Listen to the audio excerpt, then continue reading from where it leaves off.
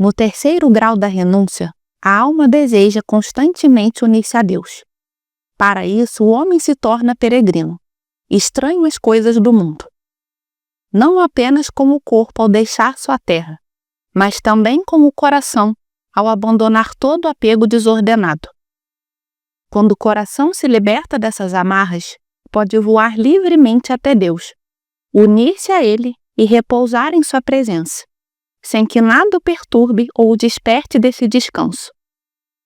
Esse repouso começa de forma imperfeita nesta vida, mas se realiza plenamente na glória eterna.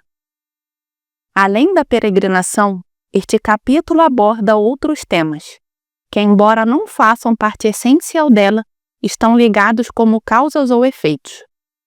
Por isso, o ouvinte não deve se surpreender ou se confundir ao encontrar assuntos diferentes do título, nem tentar forçá-los a caber nele. No quarto grau da renúncia, mergulhamos nas provações da obediência e da vida monástica, onde a alma é lapidada pelo sofrimento, pela humildade e pela perseverança. Capítulo 4. Da perfeita obediência. Agora é muito oportuno tratar da obediência, para a doutrina dos novos guerreiros de Jesus Cristo. Assim como a flor precede o fruto, a obediência precede a peregrinação, seja do corpo ou da vontade. Como essas duas virtudes, como duas asas douradas, a alma do homem santo se eleva ao céu. E talvez o profeta, cheio do Espírito Santo, se referisse a isso quando disse: quem me dera asas como as da pomba, para voar na vida ativa e descansar na contemplação e humildade. Não podemos passar em silêncio o hábito e as armas desses guerreiros. Primeiramente, precisam de um escudo, que é a fé viva e lealdade a Deus e ao Mestre que os guia, para que, recebendo os golpes dos pensamentos de dúvida, possam usar a espada do Espírito e cortar suas próprias vontades. Devem vestir uma couraça de mansidão e paciência, que repele qualquer injúria e desacato, fazendo cair todas as setas de palavras mais. O elmo salvador é a oração, protegendo a cabeça da alma, e os pés, um adiante preparado para obedecer, e o outro atrás em contínua oração. Este é o hábito e a armadura dos verdadeiros obedientes. Obediência é a abnegação perfeita da alma manifestada em obras do corpo. É a abnegação do corpo expressa com fervor da alma. Para a obediência completa, corpo e alma devem cooperar, negando tudo quando a obediência exige. É obra sem questionamento, morte voluntária, vida sem curiosidade, porto seguro, escusa perante Deus, desprezo do medo da morte, navegação tranquila, caminho pelo qual se passa como dormindo. Obediência é sepulcro da própria vontade e ressurreição da humildade. O verdadeiro obediente não resiste, faz tudo o que lhe é ordenado, quando não é claramente mal, confiando humildemente na discrição do prelado, mortificando a alma e prestando contas seguras a Deus. Obediência é renunciar com discrição à própria discrição. No início desse santo exercício, há trabalho para dominar membros do corpo e vontades da alma. No meio, há ora trabalho, ora descanso. Mas no fim, há paz perfeita, tranquilidade e mortificação de toda desordem. Então, o bem-aventurado se encontra obediente, vivo e ao mesmo tempo morto. Vivo por seguir sua própria vontade, morto por temer sempre a carga dela.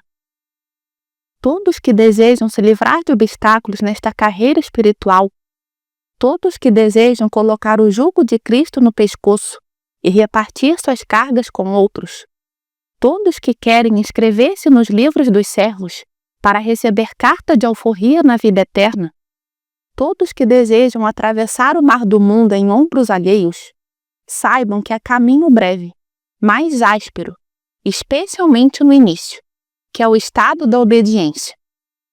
Quem quiser entrar por ele deve evitar o maior perigo, o amor e satisfação de si mesmo. Jamais achar que é suficiente governar-se sozinho.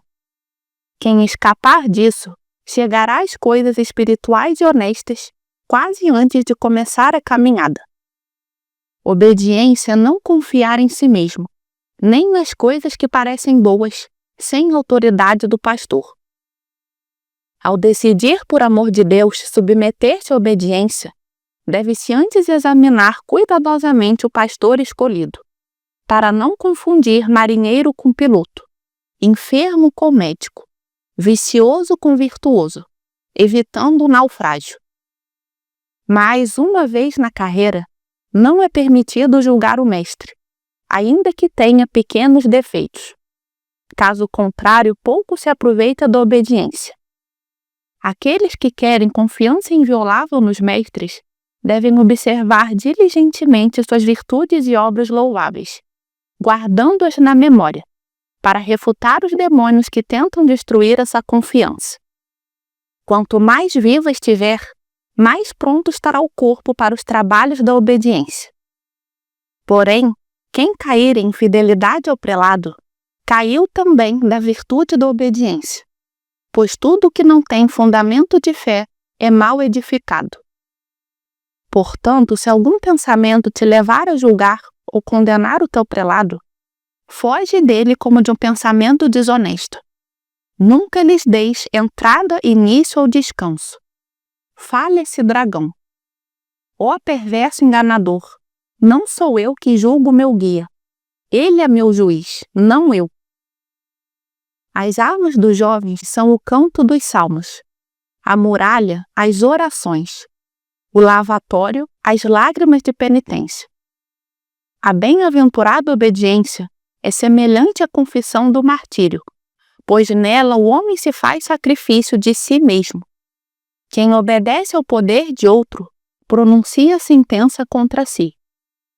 Quem, por amor de Deus, obedece perfeitamente, mesmo quando algo não lhe parece totalmente razoável, confia ao prelado a carga de seu juízo divino. Quem, porém, insiste em cumprir sua própria vontade, mesmo quando o prelado ordena diferente, não pratica verdadeira obediência. Se os atos forem maus, o prelado terá razão em repreendê-lo. E se forem bons, ele ainda carrega a responsabilidade. Aqueles que com simplicidade se sujeitam ao Senhor, caminham com perfeição, sem examinar nem dissecar curiosamente os mandamentos dos superiores. Curiosidade que sempre nos tentam incitar os demônios. Antes de tudo, devemos confessar nossas culpas somente ao juiz designado, e estar prontos para confessá-las a todos se assim ordenado, pois feridas expostas à luz não se corrompem como se estivessem escondidas. Certa vez visitei um mosteiro e observei o juízo de um excelente pastor. Um ladrão veio pedir o hábito. O sábio pastor permitiu que permanecesse 7 dias em silêncio, observando a ordem do mosteiro. Depois desse tempo, chamou-o sozinho e perguntou se desejava permanecer ali. O ladrão respondeu com sinceridade que sim. Então o pastor perguntou quais males cometera no mundo.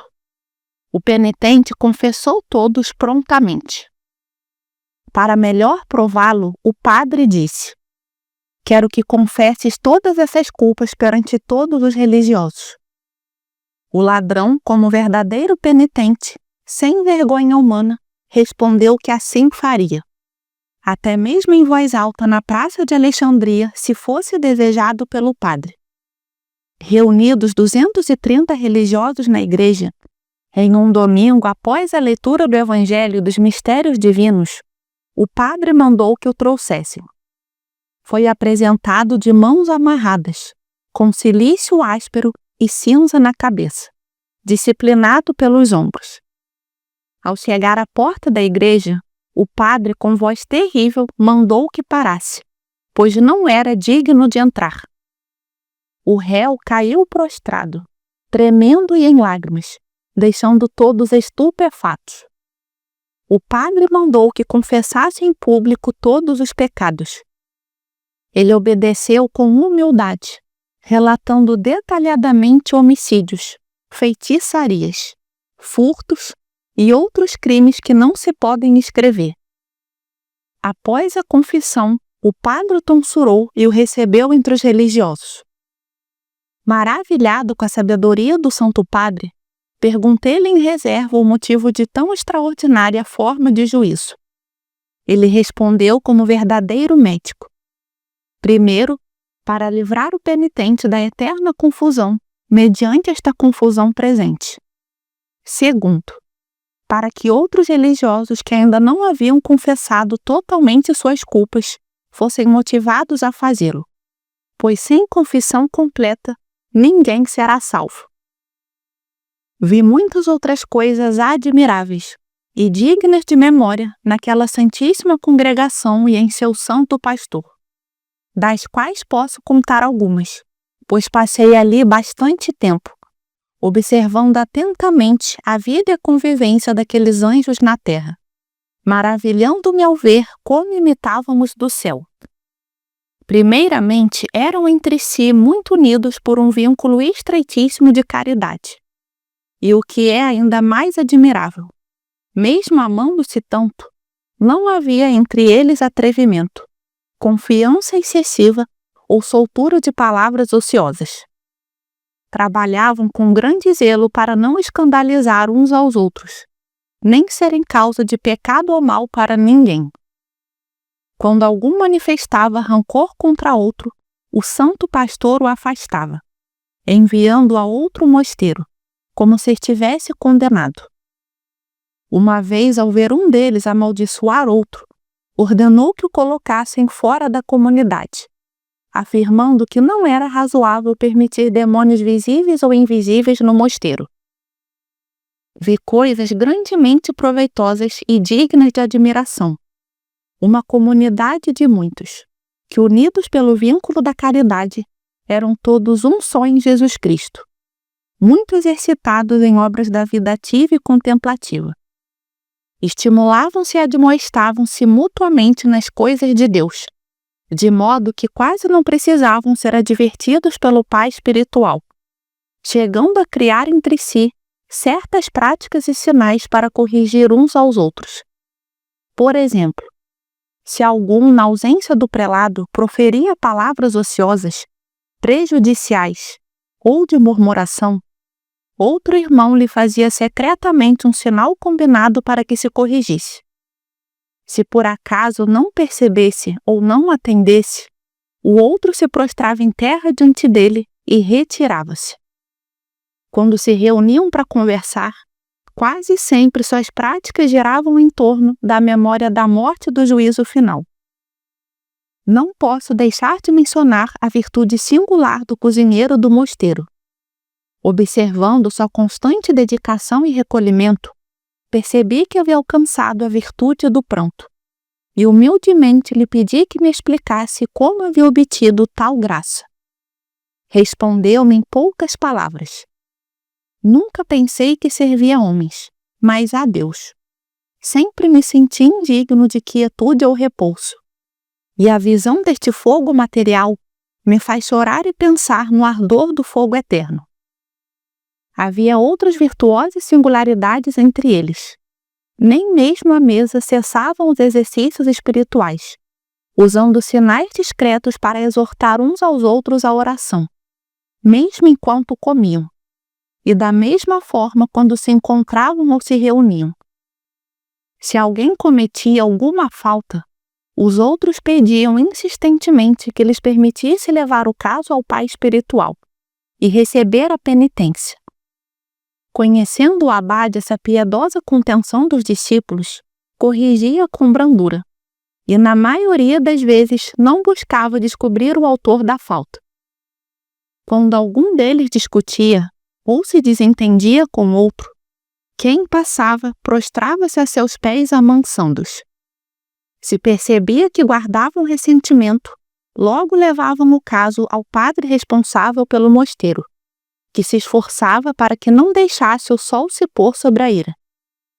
Se mesmo assim continuassem endurecidos ou obstinados, não tinham permissão para comer até que se perdoassem mutuamente. E se recusassem submeter-se, eram expulsos do mosteiro. Muitos daqueles santos varões eram notáveis e admiráveis, tanto na vida ativa quanto na contemplativa, assim como na discrição e humildade. Vi ali velhos reverendos, de presença muito venerável, que se comportavam como meninos, prontos a obedecer e a correr para qualquer lugar, alcançando grande glória com esse exercício de humildade. Vi alguns que há 50 anos viviam sob o jugo da obediência. Quando lhes perguntei qual fruto ou consolação haviam colhido de tanto trabalho, uns responderam que por meio disso haviam chegado ao abismo da humildade, ficando livres de muitos combates do inimigo. E outros disseram que assim aprendiam a perder o sentimento de injúrias e desonras.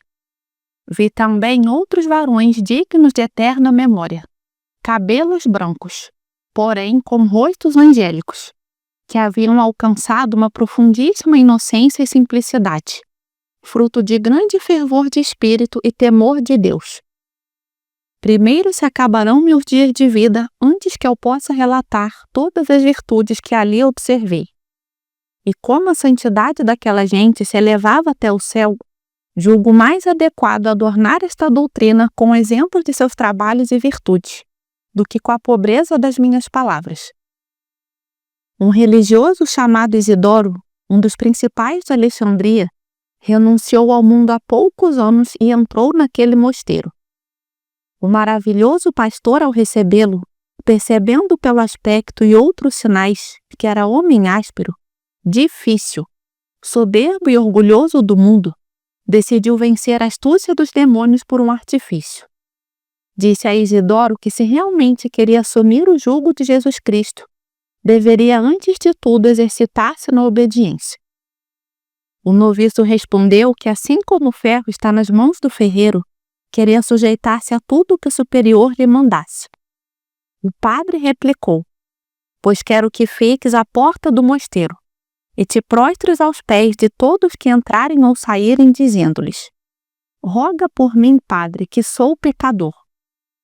O noviço obedeceu como um anjo a Deus, e depois de 7 anos de contínua obediência, tendo alcançado profunda humildade e compunção, o padre quis elevá-lo à companhia dos religiosos e honrá-lo com as ordens sagradas, como verdadeiro merecedor. Mas ele, implorando com insistência ao padre, junto com outros, incluindo-me, conseguiu permanecer naquele mesmo lugar, como até então, até o fim de sua vida, dando a entender que seu último dia se aproximava. E assim aconteceu. Passados 10 dias naquela sujeição e humilhação, foi chamado à glória. 7 dias depois, morreu também o porteiro do mosteiro, a quem o bem-aventurado varão havia prometido, caso tivesse algum lugar junto a Deus, que cuidaria de tê-lo como seu companheiro perpétuo, e muito em breve. Isso nos serviu como sinal claro de seus méritos, fruto de tão perfeita obediência e humildade. Certa vez parei à porta do mosteiro, para perguntar como ele prosseguia e como se sentia em seu exercício espiritual. E ele, querendo me dar proveito, respondeu: no início sentia-me vendido pelos meus pecados, e com grande amargura e violência prostrava-me aos pés de todos. Passado 1 ano, já fazia isso sem violência ou tristeza, esperando de Deus a recompensa por minha paciência. No ano seguinte, comecei a sentir-me indigno da convivência no mosteiro e da participação nos sacramentos divinos. E, por fim, cheguei a me considerar indigno até de levantar os olhos, ou encarar qualquer pessoa, mantendo os olhos cravados no chão. E assim, coração e corpo submisso, rogava a todos que entravam e saíam que rezassem por mim. Outro religioso chamado Lourenço, que estava naquele mosteiro há mais de 48 anos, foi chamado pelo abade e prostrou-se de joelhos diante dele para receber a bênção. Porém, depois de se levantar, sem que o abade lhe dissesse palavra alguma, permaneceu ali parado, de modo que Lourenço ficou em pé diante da mesa, sem comer e sem se mover, por talvez mais de 1 hora, sem pronunciar palavra alguma. Somente ao nos levantarmos da mesa, o abade mandou que ele se dirigisse ao mencionado Isidoro e recitasse o início do Salmo 34. Eu estava tão impressionado que não ousava encarar aquele octogenário, mas finalmente perguntei-lhe em que pensava enquanto permanecia naquela posição e situação. Ele respondeu que havia colocado em seu pastor a imagem de Jesus Cristo, e que assim imaginando, parecia ele estar não diante de uma mesa de homens, mas diante do altar de Deus. Por isso, pela grande caridade e sincera confiança que depositava em seu pastor, fazia oração, e não dava entrada a pensamentos maus contra ele, nem permitia ao espírito maligno qualquer lugar ou tempo contra si. O procurador do mosteiro, assim como aquele abade, era um pastor para suas ovelhas espirituais. Era casto, moderado e manso como poucos. O grande padre, para a instrução dos outros, quis testá-lo, repreendendo sem motivo e mandando expulsá-lo da igreja.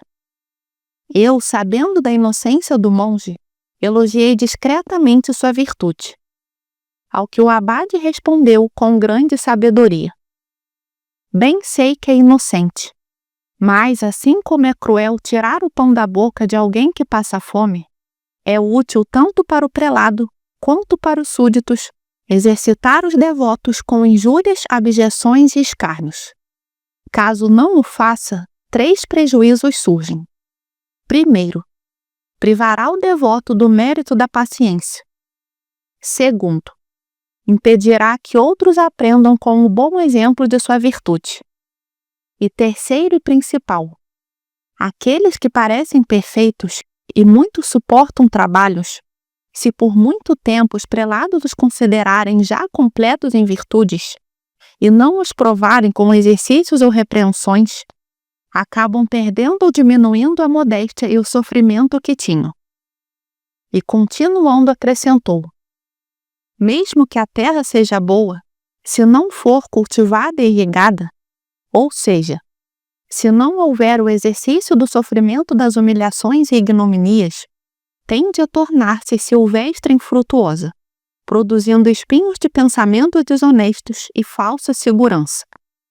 Por isso, aquele grande apóstolo, escrevendo a Timóteo, manda repreender e admoestar os súditos de forma oportuna e insistente. Eu repliquei àquele santo pastor, observando a avançada idade do monge, e que muitos, sendo repreendidos sem motivo ou até com razão, acabavam saindo e afastando-se do rebanho. Ele respondeu-me com imensa sabedoria: a alma que por amor de Deus está ligada pelo vínculo da fé e do amor ao seu pastor, suportará tudo até derramar sangue, e jamais desfalecerá, principalmente se tiver sido antes espiritualmente ajudada na cura de suas feridas, e regalada com benefícios e consolações espirituais, lembrando-se daquele que disse que nem anjos, nem principados, nem virtudes, nem qualquer outra criatura nos poderá separar do amor de Jesus Cristo. Mas aquele que não estiver assim firmemente ligado a ele, por bem poderá se perguntar por que se encontra em um mosteiro, pois sua obediência não é verdadeira, apenas fingida. E de fato, aquele varão não foi frustrado em sua esperança. Ao contrário, ofereceu a Jesus Cristo muitas dessas oferendas puras e limpas. É deleitável ver e ouvir a sabedoria de Deus escondida em vasos de barro. Maravilhava-me ao ver a fé e a paciência insuperável nas ignominias, injúrias e até nas perseguições vindas daqueles que retornavam ao mundo, sofridas tanto da mão do abade quanto de outros menores. Para minha edificação, perguntei a um dos religiosos chamado Abaceiro, que estava há 15 anos no mosteiro, e frequentemente era injuriado, e às vezes expulso da mesa por ser um tanto incontinente da língua. Irmão Abaceiro, que vejo todos os dias sendo expulso da mesa, e às vezes ficando nela sem comer, como suportas isso? Ele respondeu: creia, padre, no que digo. Estes meus padres me provam para ver se realmente quero ser monge, e não por me quererem me injuriar. Sabendo eu dessa intenção, sofro tudo facilmente, sem ressentimento há 15 anos. E espero sofrer mais, porque quando entrei no mosteiro, disseram-me que até os 30 anos provam aqueles que deixam o mundo. E isto é muito acertado, pois o ouro só se purifica na forja. Este nobre Abaceiro faleceu no 2º ano depois da minha visita ao mosteiro.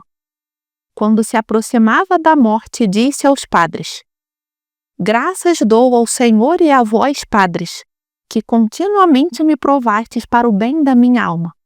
Por isso, até hoje vivi livre das tentações do inimigo. O abade mandou enterrá-lo muito justamente como um confessor de Jesus Cristo, no lugar reservado aos santos sepultados ali. Parece-me que seria grande injustiça silenciar sobre a virtude e batalha de um religioso chamado Macedônio, primeiro oficial do mosteiro.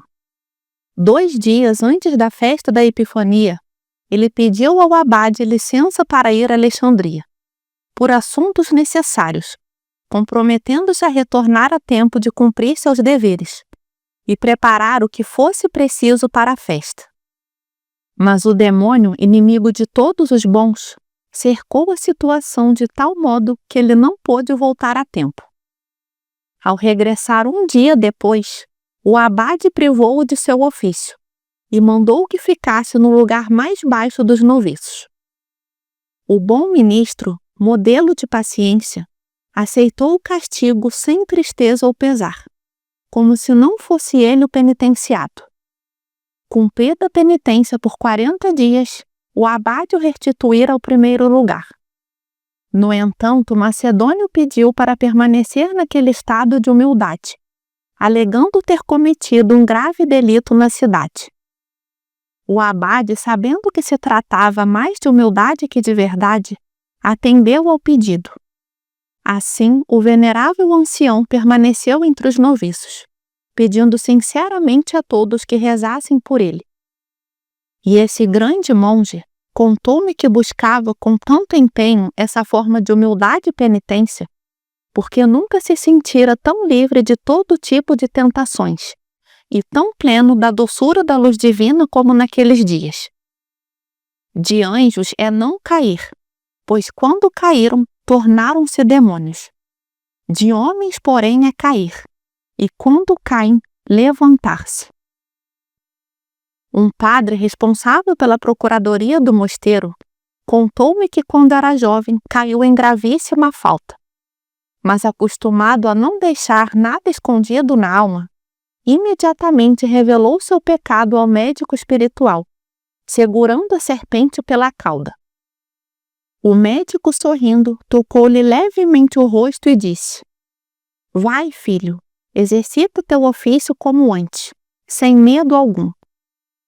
E o então jovem que cuidava dos animais recuperou-se rapidamente em poucos dias, correndo alegremente pelo seu caminho, cheio de paz e alegria no espírito. Relato isto para mostrar claramente o fruto que vem de revelar logo nossos pecados ao diretor espiritual. Em todas as ordens de criaturas existem muitos graus e diferenças. Naquele grupo de religiosos havia diferentes níveis de aproveitamento espiritual. O abade ajustava a correção de acordo com o estado e o temperamento de cada um. Assim, se via que algum era vaidoso diante dos seculares que visitavam o mosteiro, dirigia-lhe palavras duras na frente deles e mandava-o ocupar-se nos serviços mais humildes da casa, para que a vanglória se prejudicasse a si mesma, afastando-se da presença dos homens que antes buscavam impressionar. Não quis o Senhor que eu deixasse aquele mosteiro sem receber a bênção das orações de um santo e admirável monge chamado Mena, que ocupava o lugar imediatamente após o abade na administração do mosteiro, e que faleceu poucos dias antes da minha partida, depois de 50 anos de serviço em todos os ofícios do mosteiro. 3 dias após o seu falecimento, ao celebrarmos o ofício dos defuntos em sua memória, o local onde o seu corpo jazia encheu-se subitamente de um odor de extraordinária suavidade. O abade permitiu que descobrissem o lugar do corpo, e vimos que de suas plantas, como de suas fontes, emanava um unguento deliciosamente perfumado. E então o abade disse a todos: Vede, irmãos, como os esforços e trabalhos deste servo foram recebidos por Deus como um precioso unguento. Sobre o padre Mena, os padres contavam muitas virtudes. Uma delas, querendo testar sua paciência, o abade numa ocasião deixou-o prostrado aos seus pés, desde o início da noite até a hora de matinas, sem dar-lhe a bênção. E então, ao finalmente abençoá-lo, repreendeu-o como se fosse impaciente e vaidoso. O abade sabia bem o quanto isso faria sofrer, mas desejava dar um exemplo público para a edificação de todos. Um discípulo de Mena, que conhecia completamente os segredos de seu mestre, contou-me que durante todo o tempo em que esteve prostrado, Mena não dormiu, mas rezou todo o saltério de Davi.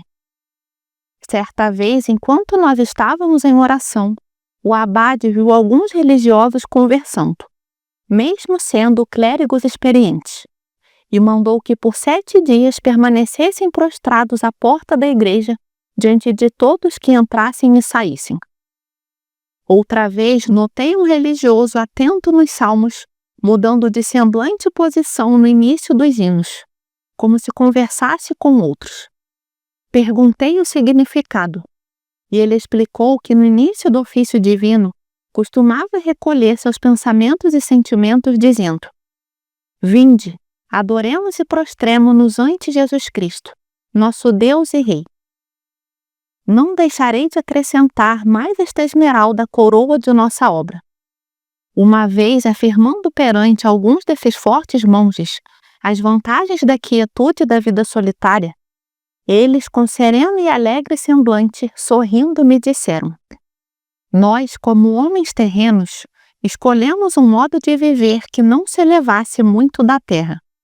Entendendo nossa própria fraqueza, escolhemos o tipo de perigos e batalhas que nos convinha. Parece-nos mais seguro lutar contra os homens, que às vezes se enfurecem e às vezes se acalmam, do que contra os demônios, que sempre estão encarniçados e armados contra nós. Mas um daqueles monges, com coração doce e alegre, resumiu em poucas palavras toda a essência da vida religiosa. Se realmente, disse ele, compreendestes bem o sentido daquelas palavras do apóstolo, tudo posso naquele que me fortalece. E se o Espírito Santo vier sobre ti com a graça da castidade e a sombra da paciência, então cinge teus lombos com a cinta da obediência. E levantando-te da ceia da quietude, lava com o espírito de contrição os pés de teus irmãos. Isto é, humilha-te diante deles com um coração abjeto e modesto, e coloca na porta do teu coração guardas rigorosíssimas. Trabalha também para que tua alma permaneça firme e estável nesse corpo tão volúvel, e que tenha uma quietude intelectual entre os movimentos e palavras desses membros tão ágeis. E, sobretudo, procura manter o ânimo calmo e sereno no meio dos desassossegos. Domina a língua descontrolada, que costuma contradizer e discutir. Combate-a 70 vezes ao dia. Crava na cruz de tua alma uma forte bigorna, que, martelada muitas vezes por injúrias, escárnios, maldições e abusos, permaneça sempre íntegra, lisa e firme. Despoja-te de todas as tuas vontades próprias, como se fossem uma roupa de confusão. e assim despido inicia a corrida da virtude. Revista-te de uma couraça de fé, tão forte que nenhum golpe da incredulidade possa romper. Domine o sentido do tato como o freio da castidade, que tão facilmente se desmanda. Reprima com a meditação contínua da morte a curiosidade dos olhos, para que não se deixem levar pela beleza e graça dos corpos. Refreia com o cuidado constante de ti mesmo a curiosidade do espírito, que descuidando-se de si quer condenar o próximo. Antes, procura sempre agir com caridade e misericórdia para com todos, para que todos saibam que somos discípulos de Jesus Cristo. Se unidos em um só espírito, amarmo-nos mutuamente. Bebe escárnios e vitupérios como se fosse água viva, pois o santo rei Davi, depois de examinar tudo de alegre debaixo do céu, concluiu que nada é tão digno de admiração e alegria como irmãos que vivem como um só. Aqui, dizia-me este bom amigo, vem estar conosco. E se ainda não alcançamos este grande bem da obediência, resta-nos, conhecendo nossa fraqueza, viver em solidão, afastados dessa batalha, cujos guerreiros, confessemo-lo, são bem-aventurados, e roguemos a Deus que lhes conceda a paciência.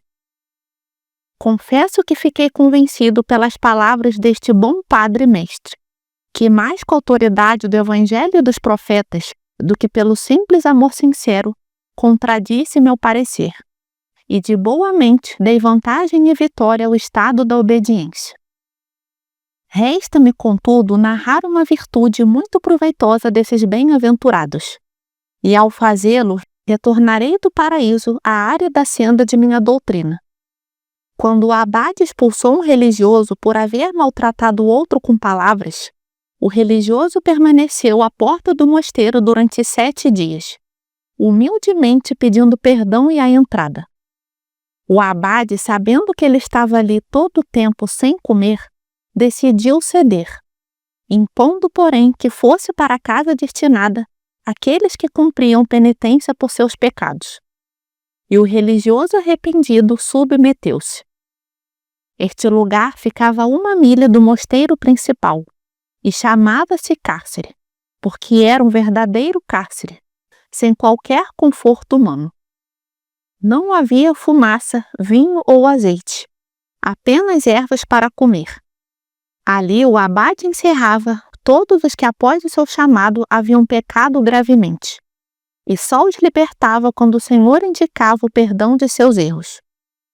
Não ficavam todos juntos, mas separados, cada um sozinho ou no máximo 2 a 2.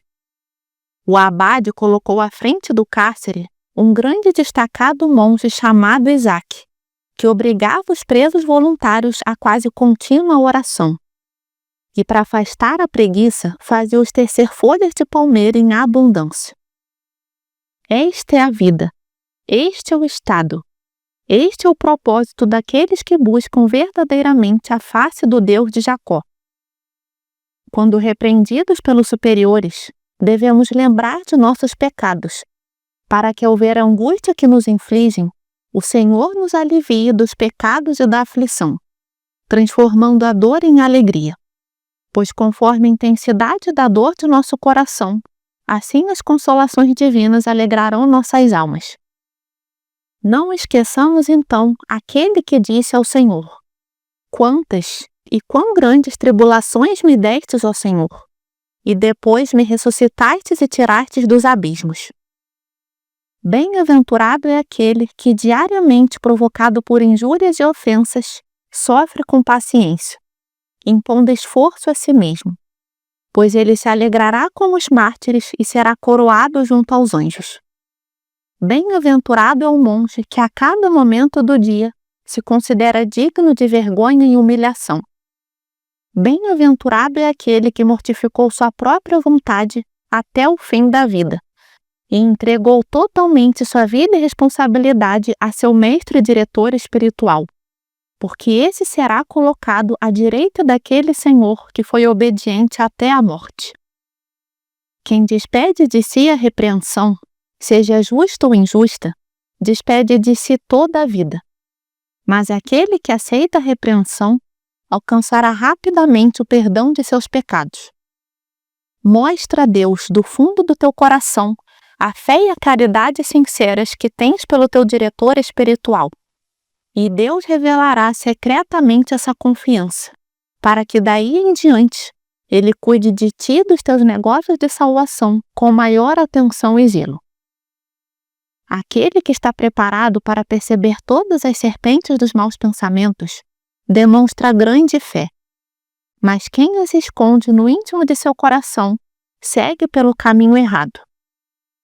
Se alguém quiser medir a caridade que tem para com os irmãos, deve observar se entristece com os pecados deles e se alegra com suas virtudes e progressos. Aquele que insiste em impor o seu próprio parecer, mesmo quando verdadeiro, deve saber que o demônio incita a isso.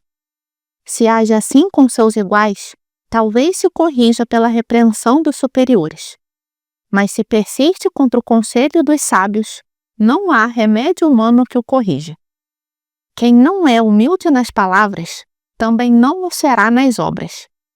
Sendo infiel no pouco, também o será no muito. Esse não respeitará a autoridade dos superiores, e assim trabalhará em vão no estado de obediência, sem colher frutos. Quem mantém a consciência limpa e vive sujeito ao diretor espiritual, espera a morte como quem espera um sono, sem medo, porque sabe que na hora final as contas não serão pedidas apenas a ele, mas também ao seu diretor espiritual. Se alguém recebeu um cargo ou administração sem ser obrigado por obediência e falhou, não deve culpar quem lhe deu as ferramentas, mas sim quem as recebeu, pois tendo recebido armas para lutar contra o inimigo, voltou-as contra si mesmo. Se recebeu o cargo forçado pela obediência, reconhecendo antes sua fraqueza, não precisa se afligir. Se cair, não perecerá. A alma que constantemente pensa na confissão de seus pecados se afasta deles, pois os pecados que escondemos e cometemos às escondidas são mais facilmente repetidos. Quando o superior estiver ausente, devemos imaginá-lo à nossa frente, observando como falamos, comemos e dormimos. Se evitarmos tudo o que possa desagradar, teremos alcançado a obediência verdadeira. Meninos preguiçosos só relaxam na ausência do mestre. Os aplicados consideram essa ausência prejudicial e se mantêm atentos. Um dos monges muito experientes explicou como a obediência gera humildade. O devoto obediente, mesmo tendo o dom das lágrimas, ressuscitando mortos ou vencendo batalhas, reconhece que tudo isso conseguiu graças às orações do seu diretor espiritual, e assim evita a soberba. Realmente, quem alcança algo pelo auxílio de seu diretor não pode se vangloriar. O solitário sem esse socorro está mais exposto à vaidade, imaginando que alcançou tudo apenas por seu esforço. Quando o obediente consegue escapar de dois laços, desobediência e soberba, torna-se servo perfeito de Jesus Cristo. O demônio luta contra os obedientes, às vezes tornando seus corpos doentes, secos ou insuportáveis. Outras vezes deixando os preguiçosos para a oração, sonolentos ou de entendimento fechado, para que, vendo-se improdutivos, abandonem a obediência. Mas se perseverarem, devem considerar que Deus usa essa experiência como singular meio de profundíssima humildade e crescimento espiritual. Muitas vezes, com sofrimento e paciência, o demônio mestre nos enganos foi vencido. Mas, logo que o inimigo é derrotado, outro se levanta com tentação contrária. Por exemplo, vi muitos obedientes devotos, alegres, abstinentes, estudiosos e fervorosos, que com a ajuda do diretor espiritual haviam alcançado grandes progressos. Mas atacados pelos demônios com a sugestão de que já estavam prontos e hábeis para a vida solitária, por onde poderiam chegar ao auge da virtude mais suave e pura, esses obedientes caíram no laço, deixaram o porto seguro e se lançaram ao alto mar. Ali, com a tempestade sobre eles, faltou o piloto que os guiasse, e naufragaram de forma desastrosa. Assim como o mar precisa se agitar, se revolver e embravecer para lançar à terra os detritos que os rios lhe trazem, também é necessário que o obediente seja muito provado por contrariedade, pelos exercícios da vida monástica e pela disciplina do diretor espiritual, para que despache de si toda a sujeira de paixões e vontades próprias trazidas do mundo. Depois desses exercícios, podemos seguir a vida solitária com mais segurança, certos de que depois das ondas e tempestades virá grande tranquilidade e bonança.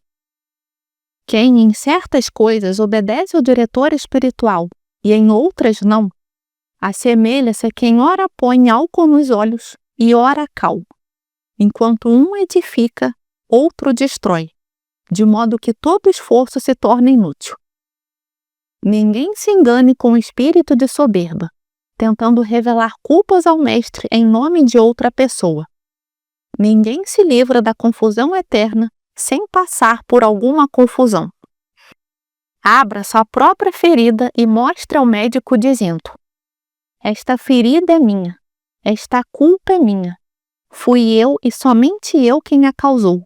Ninguém mais. Nem homem, nem espírito, nem corpo, nem outra coisa. Quando te confessares assim, filho, deves estar na postura adequada, no corpo, no semblante e nos pensamentos, como um réu sentenciado à morte, olhos no chão, e, se possível, prostrado e chorando diante do médico e mestre, como se estivesse aos pés de Jesus Cristo. Os demônios frequentemente tentam nos fazer não nos confessar, ou ao menos fazer isso em nome de outro, acusando alguém de pecado. Isso é horrível e jamais deve ser praticado. Se o costume tem tanta força que todas as coisas dele dependem e o seguem, quanto mais poderoso será no bem do que no mal, pois tem em Deus um auxiliar. Não deveis, filho, desistir do trabalho de muitos anos. Trabalha sempre, até encontrar na alma aquela bem-aventurada quietude e paz que todos buscamos. E se no começo te oferecestes por amor de Deus a toda espécie de ignominias, não consideres indigna confissão, com rosto e ânimo humildes, de todas as culpas ao teu ajudador e mestre, como se as confessasses a Deus. Muitas vezes vi réus que, com hábito miserável e pela força de veemente confissão e súplica, conseguiram abrandar a severidade do juiz e transformar dureza em misericórdia. Por isso, aquele glorioso precursor de Jesus Cristo, antes de batizar os que vinham a ele, pedia-lhes essa humilde confissão de culpas, para melhor prover a sua salvação. E não nos surpreendamos se depois da confissão ainda formos combatidos e tentados, pois é mais proveitoso lutar contra a soberba da carne do que contra a soberba do espírito. Não corras nem te movas facilmente quando ouvires falar das vidas dos padres solitários, chamados anacoretas. Tu militas no exército dos mártires, e ainda que ferido, não deves sair do exército dos irmãos. É justamente quando estamos feridos que precisamos do médico. Se alguém, tendo ajudador, tropeça e cai, faltando este não apenas cai, mas perece completamente. E quando caímos sem ajuda, os demônios aproveitam o momento, incitando-nos a ir para a solidão, sob pretexto de fugir das ocasiões, mas com a intenção de acrescentar novas feridas. Quando o médico claramente se declarar insuficiente, busca-se outro, porque sem auxílio de médico sábio, poucos se curam. Quem poderá negar que um navio, salvo no meio de bravas ondas e tempestades, teria naufragado sem um bom piloto. Sem dúvida, é motivo de grande pena diante de Deus aqueles que, tendo experimentado a sabedoria do médico em suas feridas, deixam-me e procuram outro. Não queiras, filho, fugir das mãos daquele que primeiro te ofereceu a Deus, porque jamais encontrarás outro a quem prestar tanta reverência.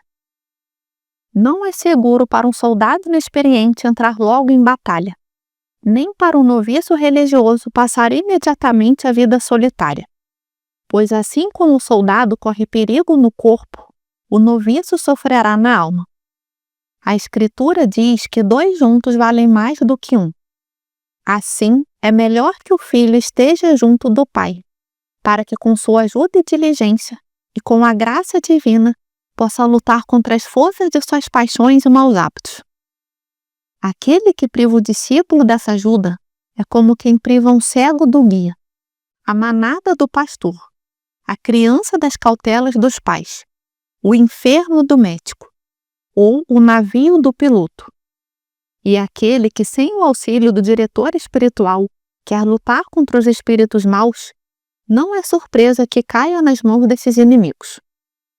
Os que vão aos médicos no início da doença devem observar a gravidade das dores. Os que vão à obediência devem observar sua humildade. Nos médicos, a diminuição das dores indica a melhora. Na obediência, o aumento da humildade, do desprezo de si mesmo e da aceitação da repreensão indica a salvação. Que tua consciência seja o espelho em que observas a sujeição e obediência que tens, pois ela dirá a verdade. Da obediência nasce a humildade, e da humildade a paz de espírito. O Senhor, como disse o profeta, lembrou-se de nós em nossa humildade, e nos livrou dos inimigos. Por isso, não é errado dizer que da obediência nasce a paz, pois por ela se alcança a humildade, que é a mãe da tranquilidade. Assim como a filha aperfeiçoou a mãe, como Maria aperfeiçoou a lei. Os que vivem em soledade, sujeitos ao diretor espiritual, enfrentam apenas os demônios. Os que vivem em comunidade enfrentam além dos demônios os homens. Os primeiros, com o mestre sempre presente, obedecem melhor. Os outros, por vezes perdendo de vista, mais frequentemente transgridem. No entanto, se forem diligentes e pacientes, compensam essas faltas com o sofrimento das injúrias e merecem recompensas dobradas. Mesmo na vida religiosa devemos estar atentos, pois não é raro perder navios no porto, especialmente aqueles que escondem um verme roedor, que em nós é a ira. Sobre a mão do Mestre confessemos silenciosamente nossas ignorâncias, e acostumemo-nos a isso, pois o monge calado é filho da filosofia, e geralmente muito sábio. Vi um religioso tomar a palavra do Mestre, mostrando que sabia do assunto. Desconfiei de sua sujeição, pois tirava dessa atitude mais soberba que humildade. Examina com cuidado quando e como o serviço aos outros deve se antepor à oração. Nem sempre isso é necessário, mas quando a obediência ou a caridade exigir. E ao estar entre irmãos, não queiras parecer mais santo que eles. Disso surgem 2 males. Para os outros causa confusão com falsa aparência. Para ti gera soberba e arrogância. Procura ser diligente e atento no íntimo, mas sem mostrar exteriormente, com hábitos, palavras ou gestos. Ainda que não seja inclinado, esforça-te para ser igual aos irmãos, sem vaidade. Vi um discípulo que gloriava-se das virtudes do mestre, acreditando ganhar honra, mas causou estranheza, mostrando que mau fruto pode vir de boa árvore. Não pensemos ter alcançado paciência, apenas sofrendo as repreensões do Pai. É preciso, além disso, ser escarnecido por todos os homens. Sofre com alegria as repreensões e escárnios de qualquer pessoa, como se fosse água viva.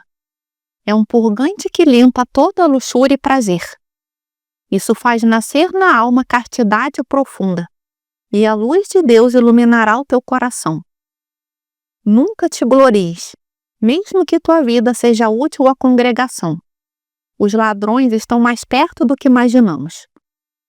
Lembra-te do que disse o Senhor. Depois de fazer tudo, dizei: servos inúteis somos, fizemos o que devíamos.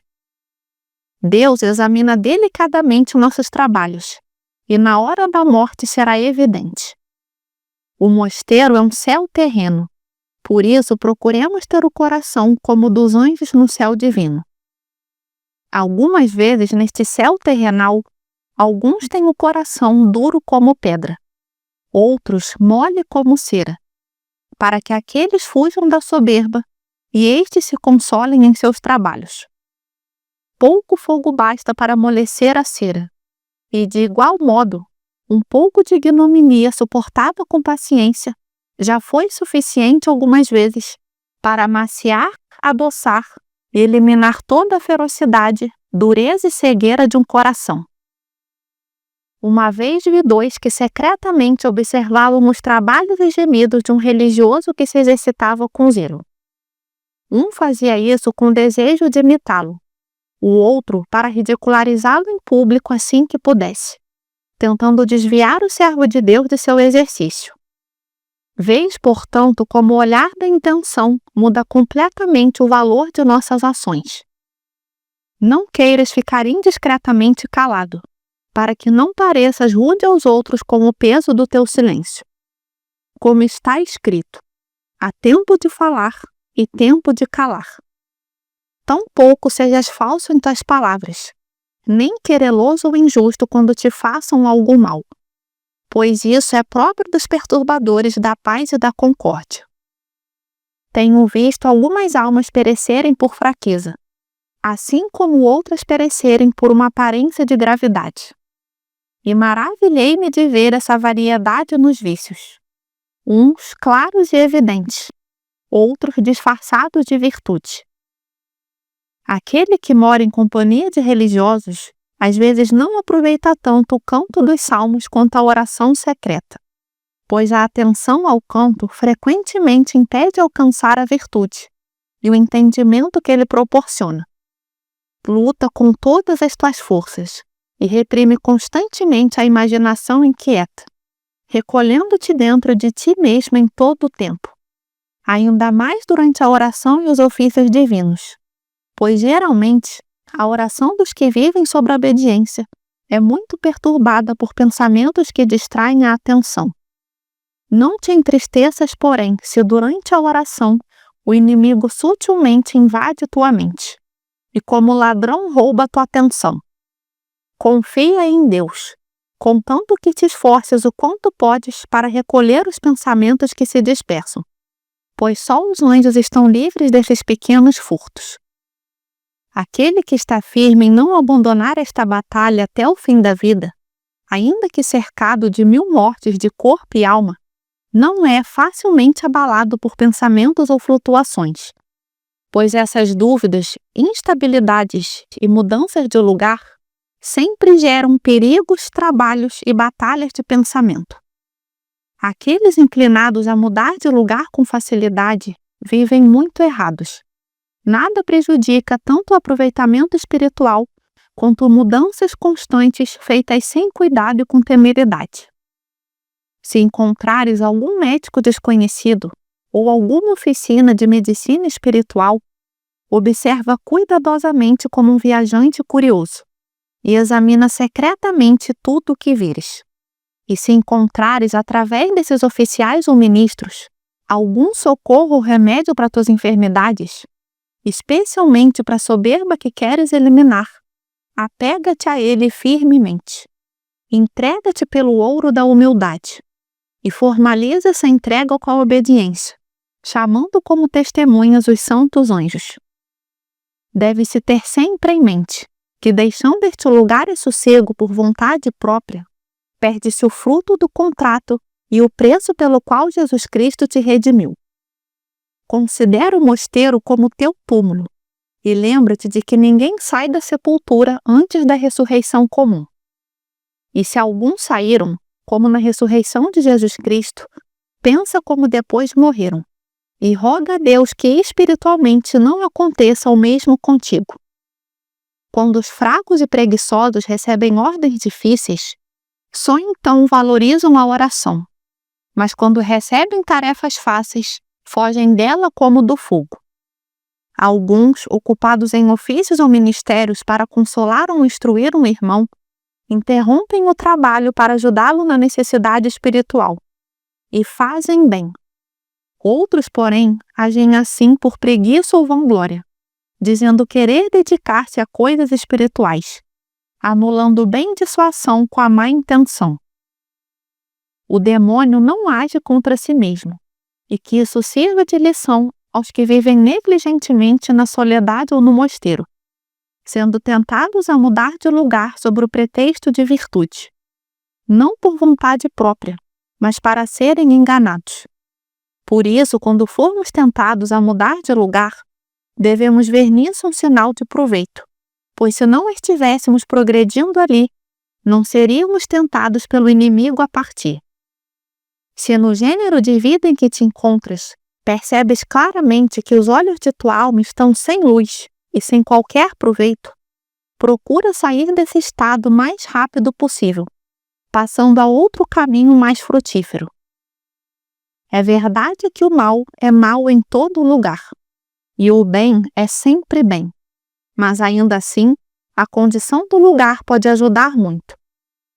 Palavras injuriosas e afrontas já foram muitas vezes causa de mortes e discórdias, mas nas ordens religiosas, a gula, isto é, a busca de prazer em comer e beber, foi a causa da ruína de muitas delas. Se te esforçares por dominar essa senhora furiosa, em qualquer lugar encontrarás quietude e repouso. Mas se fores dominado por ela, em todo lugar estarás em perigo. O Senhor abre os olhos dos obedientes para enxergarem as virtudes de seus mestres, e os fecha para que não vejam os defeitos deles. Já o demônio age de forma contrária. Devemos ter como exemplo na obediência o metal vivo chamado azogue, mercúrio, que mesmo estando debaixo de qualquer outro material, permanece puro e sem mistura. Assim também deve ser nossa alma, sempre livre, mesmo envolvida em todos os negócios da obediência. Os que são zelosos na guarda de si mesmos não julgam os descuidados e preguiçosos, para que não sejam condenados mais severamente que eles. Já foi louvado como justo, porque vivendo entre maus, nunca se meteu a julgá-los. As injúrias e desprezos são amargos como a babosa para a alma obediente, mas os elogios, as honras e a boa fama são doces como mel para aqueles que as procuram. Porém, a babosa limpa os maus humores, enquanto o mel aumenta a cólera. Devemos confiar sem reservas nos que têm a direção sobre nós, mesmo quando mandam coisas que à primeira vista parecem contrárias ao nosso proveito espiritual. É justamente nesse ponto que a confiança é provada na forja da humildade, pois o maior sinal de lealdade é obedecer sem escrúpulo a ordens que vão contra o que esperávamos. Da obediência nasce a humildade, da humildade a discrição, como claramente ensinou o grande Cassiano. E pela discrição, a alma recebe uma luz tão clara que, por dom especial de Deus, às vezes chega até a conhecer e prever coisas futuras. Quem então não se animará a correr com alegria por este caminho da obediência? Sobre essa virtude singular, o salmista dizia: Preparaste, Senhor, com a doçura da tua salvação, a doçura da tua mesa e da tua presença no coração do pobre, que é de fato o verdadeiro obediente e humilde. Alguns desobedientes, quando veem a brandura e suavidade de seu diretor espiritual, tentam dobrar a vontade dele para que siga o que eles querem. Mas que saibam, perdem a coroa da obediência, porque não existe obediência sem renúncia total da própria vontade, e sem afastar todo o fingimento. Há também aqueles que, recebendo uma ordem, quando percebem que não está de acordo com o gosto ou interesse de quem mandou, simplesmente não querem cumpri-la. E há outros que, mesmo notando que a intenção era diferente das palavras, obedecem apenas ao que ouviram. Parece, neste caso, que obedeceu melhor aquele que seguiu a intenção do que o que seguiu só as palavras. Seria crueldade da minha parte deixar de narrar o fato admirável que me contou João Sabaeta, varão excelente, de mim muito amado. E dou testemunha de sua verdade e pureza, pois era livre de paixões e de mentira, e em tudo mostrava retidão, tanto em palavras como em obras. Ele me contou que em um mosteiro da Ásia havia um velho muito negligente e destemperado. Ele não o citava para condenar, mas para dar testemunho de virtude. Esse velho tinha um discípulo jovem chamado Acácio, de ânimo simples e vontade sincera, mas de razão prudente e cheia de juízo. Esse jovem sofreu tantos trabalhos e humilhações sob a direção do velho, que pareceriam incríveis se fossem relatados em detalhe, pois o mestre não só o ofendia com palavras duras, injúrias e desprezos, mas também o castigava com as mãos quase todos os dias. O jovem suportava tudo isso não como insensível, mas como alguém que entendia bem o valor espiritual daquele sofrimento. Depois de 9 anos sob a obediência desse mestre cruel e áspero, Acácio veio a falecer e foi sepultado no cemitério dos monges. 5 dias após a sua morte, o velho foi comunicar a outro ancião que ali morava sobre o falecimento do discípulo. Esse ancião, duvidando da notícia, foi com o velho ao cemitério e, como se falasse a um vivo, perguntou: "Irmão Acácio, acaso estás morto?" E de dentro do sepulcro o obediente respondeu: "Como pode estar morto aquele que vive na obediência?" E então aquele velho cruel, que pouco antes era chamado de mestre, ficou espantado com o que ouvira. Caiu em terra chorando muito e pediu ao abade do mosteiro permissão para construir uma cela ao lado daquela sepultura. E morando ali, repetia sempre aos monges: "Sou homicida, rezai por mim." O mesmo santo monge me contou outro fato, como se fosse de outra pessoa, mas depois descobri que era ele próprio. Havia em um mosteiro da Ásia um jovem que foi entregue como discípulo a um monge manso e bondoso. Vendo o discípulo que o velho tratava com honra e suavidade, coisa perigosa para muitos, pensou com prudência que seria melhor mudar de mosteiro. Pediu então licença, que lhe foi facilmente concedida, já que o ancião possuía outro discípulo. Assim partiu com uma carta de recomendação para um mosteiro situado na região do Ponto. Na primeira noite que passou ali, sonhou com algumas pessoas que lhe pediam contas de sua vida, e após um julgamento terrível, deram a entender que ele devia 100 libras de ouro.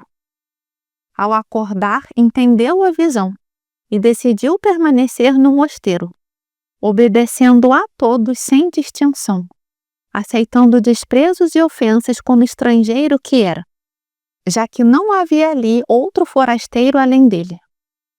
3 anos depois, voltou a ter outra visão. Alguém lhe disse que apenas 10 libras daquela dívida tinham sido pagas. Despertando, compreendeu que precisava sofrer ainda mais trabalhos e humilhações. Resolveu então fingir-se de bobo e tolo, mas sem descuidar das responsabilidades do cargo que exercia. E como os monges viam a ordem e a alegria com que ele servia, acabaram pondo sobre ele as maiores cargas e trabalhos do mosteiro. Ele perseverou nesse modo de vida, até que depois de 13 anos tornou a ter a visão. E desta vez lhe disseram que a dívida estava totalmente paga. Isso porque, cada vez que era tratado com aspereza pelos monges, lembrava-se de sua dívida e suportava tudo com grande paciência. Trabalhemos, pois, todos nós que tememos a Deus, para que na escola da virtude não se nos pegue nenhuma malícia, astúcia, dureza ou maldade. porque muitas vezes é por esses meios que os demônios procuram deter o nosso progresso. Os inimigos do rei não se levantam contra lavradores, pescadores ou pessoas simples, mas contra aqueles que foram armados cavaleiros pelo rei e receberam dele o escudo, a espada, o arco e a armadura. Contra estes se enfurecem e procuram causar dano. Assim também o religioso deve estar sempre atento. Muitas vezes vi meninos de grande simplicidade que iam à escola para buscar sabedoria, mas acabavam aprendendo astúcia e malícia pelo mau convívio com outros. Quem aprende uma arte com esforço e dedicação, dela há de tirar proveito. Alguns percebem esse progresso, outros, por disposição de Deus, não chegam a percebê-lo. Ótimo mercador é aquele que, dia após dia, anota suas perdas e ganhos. Do mesmo modo, se registrarmos em um memorial, hora por hora, nossas faltas, logo conheceremos com clareza a conta de cada dia. O insensato, quando é repreendido e condenado, sente-se oprimido e esmagado, e para calar quem o corrige, pede perdão prostrado aos pés, não por humildade, mas por horror ao trabalho. Quando fores repreendido, guarda silêncio e recebe essa correção como remédio de tua alma, ou melhor, como uma lâmpada de castidade. E quando o médico terminar de aplicar o cautério, então pede humildemente perdão, porque no calor da repreensão, talvez ele não aceite tua penitência. Nós que vivemos nos mosteiros devemos lutar continuamente, especialmente contra dois inimigos, a ira e a gula, pois estes dois vícios crescem mais em comunidade do que na solidão. O demônio costuma provocar nos que vivem em humildade e obediência um desejo ardente por virtudes que não estão ao seu alcance. Assim como aos que vivem sozinhos, inspira o desejo de virtudes próprias da vida comunitária.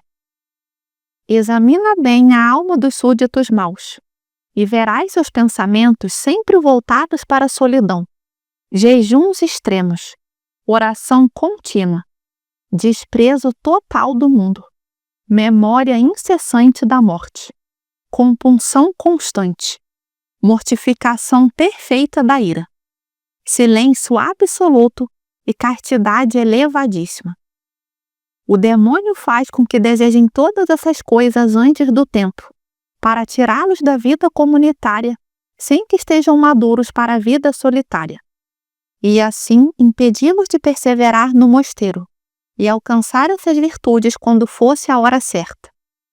Por outro lado, aos que vivem sozinhos, o mesmo demônio mostra as glórias da vida obediente, o cuidado com os hóspedes, o amor dos irmãos, a doçura da convivência, o serviço aos enfermos e outras coisas próprias da comunidade, para torná-los também instáveis e inconstantes.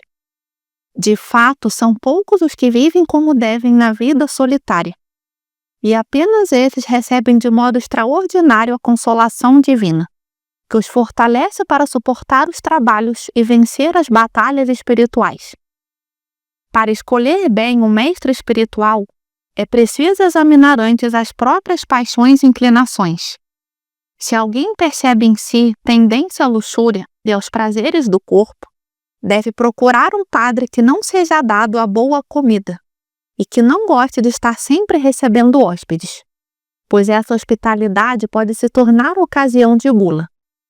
Se a pessoa é de natureza orgulhosa e teimosa, deve procurar um padre enérgico e firme, que não seja demasiadamente manso nem brando.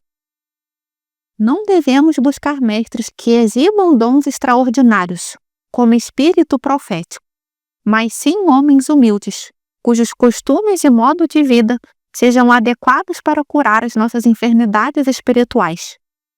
Um ótimo meio de obedecer de forma rápida e verdadeira é pensar que o Padre sempre está nos provando em todas as situações, e assim nunca se cairá em engano. Se mesmo sendo repreendido continuamente pelo Padre, cada repreensão só faz crescer a confiança nele, Isso é um grande sinal de que o Espírito Santo habita invisivelmente na alma do discípulo e que a virtude do Altíssimo o cobre com sua sombra. Mas não devemos nos gloriar ou nos alegrar apenas por suportar as humilhações com paciência. Ao contrário, devemos chorar, pois foi por nossos pecados que merecemos essas ignominias e porque ofendemos o coração do nosso Padre espiritual. Quero ainda dizer algo surpreendente, mas não duvides. Ainda que seja por sua natureza maior culpa pecar contra Deus do que contra os homens, até certo ponto pode ser mais perigoso pecar contra o Pai espiritual do que contra o próprio Deus. Pois se provocamos a ira de Deus, o nosso Padre pode interceder por nós e aplacá-lo, como fez Moisés quando o povo pecou contra o Senhor. Porém, se ofendermos ao nosso Padre espiritual, não teremos ninguém que interceda por nós diante de Deus, como aconteceu com Datã e Abirão, que pecaram contra o mesmo Moisés. Devemos examinar com muita atenção o que convém fazer em cada momento. Às vezes, quando somos repreendidos por nosso pastor, é melhor calar e suportar com alegria. Outras vezes, é preciso dar uma explicação. Eu penso que devemos calar sempre que a repreensão recai apenas sobre nós mesmos, pois esse é um tempo de ganhar méritos. Mas se a repreensão envolve injustiça contra outra pessoa, aí temos obrigação de dar razão do que fizemos, por amor à paz e à caridade. Todos aqueles que abandonaram a obediência podem testemunhar sua utilidade, pois só depois perceberam o céu que perderam. Quem caminha para Deus e deseja alcançar a verdadeira paz da alma, deve considerar como uma grande perda passar um único dia sem sofrer alguma humilhação, ou ouvir uma palavra dura. Assim como as árvores, quando são sacudidas por ventos fortes, criam raízes mais profundas, assim também os que vivem na obediência, por estarem sempre sendo provados, acabam enraizando mais fundo as virtudes. Aquele que tentou viver em solidão, mas percebeu não ter vocação para ela, e reconhecendo isso voltou para a vida de obediência, esse mesmo estando cego abriu os olhos, e sem esforço encontrou Cristo. Irmãos e irmãos, torno a dizer, irmãos que correm e lutam, escutem as palavras da Escritura. Assim como o ouro é provado no fogo da fornalha, assim o Senhor prova os justos, e na fornalha da vida monástica os recebe como sacrifício perfeito. Que Deus te abençoe e te fortaleça. Se esse vídeo tocou seu coração, não esqueça de deixar o like, comentar sua opinião e se inscrever no canal. Assim você nos ajuda a espalhar ainda mais a palavra. Nos vemos no próximo vídeo. Fique com Deus!